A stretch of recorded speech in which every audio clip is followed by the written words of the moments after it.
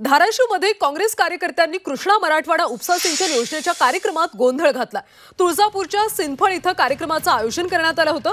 काम अपूर्ण असतानाच उद्घाटन का करता असा सवाल करत काँग्रेस पदाधिकाऱ्यांनी राणा जगजितसिंग पाटलांना जाब विचारला। यावेळी आमदार राणा आणि कार्यकर्त्यांमध्ये बाचाबाची सुद्धा झाली।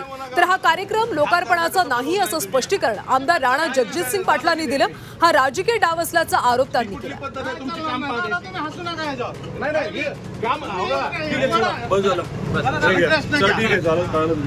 हात लावू नका इथं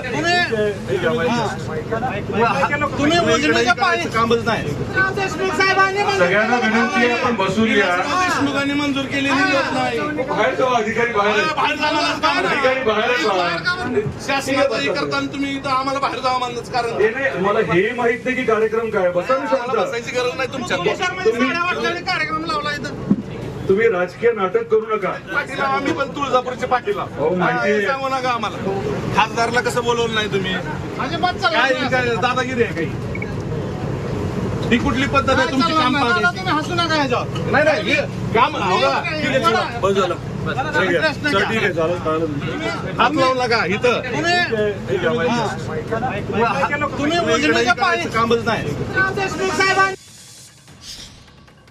विलासरावजी देशमुख साहेबांचं याच्यात मोठं श्रेय।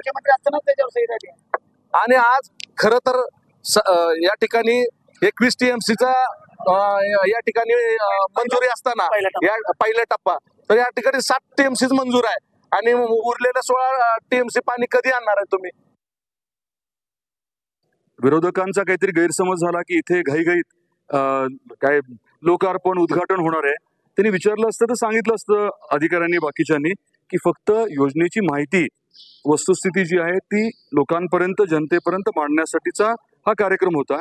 त्यांनी खरं हे राजकीय ह्याला व्यासपीठ करणंच अयोग्य होतं।